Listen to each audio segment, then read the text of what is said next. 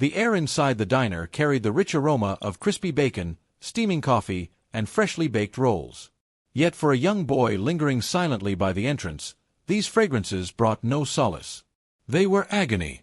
His name was Mason, a gaunt 12-year-old with sunken cheeks and eyes burdened by sorrows no child should bear. His sneakers were ragged, his t-shirt draped loosely over his frail body, and his stomach rumbled so loudly that he pressed his palms against it, mortified. He had wandered the streets for countless hours, clinging to the faint hope that someone might show him mercy if he asked respectfully for a morsel of food. However, not everyone possessed a generous spirit. The diner's manager, a heavy-set man called Curtis, noticed Mason hovering near the counter. Curtis did not perceive a starving child. He perceived what he deemed a pest, a vagabond, an inconvenience that had no place in his wholesome establishment. The boy murmured something about his hunger, about whether any leftover bread might be available. Curtis's expression contorted with annoyance, and before several customers nursing their coffee, he unleashed harsh words. He seized Mason by the shoulder and thrust him through the door as though he were refuse, shouting at him to leave and not return. Mason staggered onto the scorching pavement outside, his face flushed with shame, his eyes welling with tears. He struggled to contain them. That instant was absolute devastation. A child, famished and spurned, gazing through the glass as plates piled with pancakes and omelets were delivered to tables while he possessed nothing. He did not weep aloud. He simply bowed his head, sank down against the diner's exterior wall, and drew his knees to his chest, too exhausted to continue wandering. If you believe that no child should ever suffer hunger, if you believe in redemption and modest gestures of mercy, please consider liking this video, sharing it, and subscribing to Untold Stories 0.4. United, we can remind humanity that compassion outweighs condemnation. Moments following Mason's expulsion, the deep growl of engines resonated through the street. One after another, massive motorcycles arrived, their chrome surfaces gleaming beneath the midday sun. Jackets adorned with skulls, wings, and flames appeared as the riders dismounted. Townspeople turned to look, murmuring anxiously, "The Hell's Angels have come." A contingent of 10 men, bearded, draped in leather, with tattoos snaking down their forearms, climbed off their bikes and advanced toward the diner. Their aura radiated an intensity that caused Curtis, the discourteous manager, to immediately correct his posture. He had confronted difficult patrons previously, but these men were not the sort one ejected casually. Mason raised his head at the sound of boots striking the pavement. For an instant, terror gripped him as well. He had heard tales, the very same ones everyone recounted, about bikers being menacing, reckless, fearsome. Yet what captured his attention was not their stature or the chains adorning their vests. It was the way one of them, a tall figure with silver hair beneath his helmet, observed him huddled against the wall. The biker halted, crouched down, and angled his head. His name was Rocco. His gaze gentled when he took in the boy's parched lips and shaking hands. Mason hastily attempted to erase his tears, ashamed to appear vulnerable before someone so formidable. Rocco remained silent initially. He simply rose, gestured to the others, and entered the diner with his companions.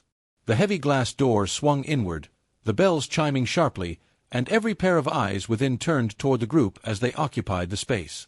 Curtis forced a disingenuous smile, already apprehensive.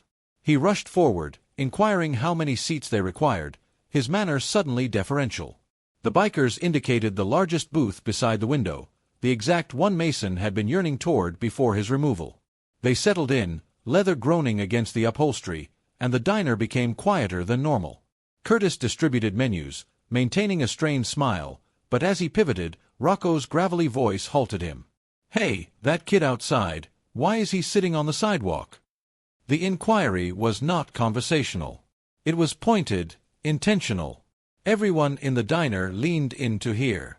Curtis stammered, mentioning something about the boy being a panhandler, about how he could not permit someone like that inside disrupting his legitimate customers. He chuckled uneasily, hoping to proceed. But the chuckle faded when Rocco leaned forward, his inked fists settling on the table. The other bikers observed silently, their faces inscrutable. Then Rocco stated, "Bring him in. Feed him on our tab." His tone carried an authority that permitted no dispute. Curtis wavered, his ego battling his apprehension. But when another biker, Hawk, rose slowly, looming over him, Curtis suppressed his resistance and approached the door. He beckoned Mason inside, his expression rigid with manufactured courtesy. Mason entered tentatively, the warmth of the diner enveloping him once more. His eyes flickered nervously toward the tables, uncertain why he was now permitted entry, until Rocco gestured to him. The boy positioned himself at the edge of their booth, almost too frightened to exhale. Then something magnificent occurred. The waitress, understanding the situation, delivered pancakes, eggs, sausage, and a tall glass of milk, more sustenance than Mason had encountered in days. Initially, he merely gazed, his hands quivering as he grasped the fork.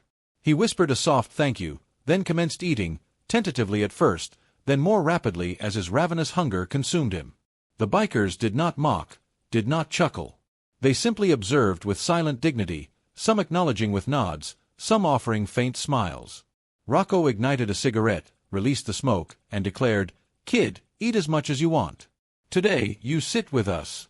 In that instant, Mason was no longer a starving boy. He was no longer an exile. He was part of something meaningful. Curtis remained behind the counter, seething quietly, his dignity shattered. Patrons in the diner, who had previously disregarded Mason, now murmured with remorse, recognizing they too had remained passive when the child was ejected. The environment had transformed. A moral lesson was being inscribed right there in broad daylight, with plates of sustenance and leather jackets serving as its medium.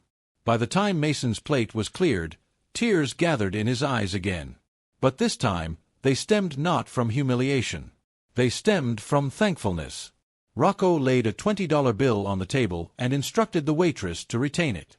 Then he regarded Mason and said, "Kid, remember this. Don't let the world tell you you're worth nothing. You hear me, you matter." Mason nodded, his throat too constricted to respond. Those words would remain with him eternally. If this story moved your heart, please like this video, share it with someone who embraces kindness, and subscribe to Untold Stories 0.4. Let us circulate stories that demonstrate compassion triumphs over cruelty.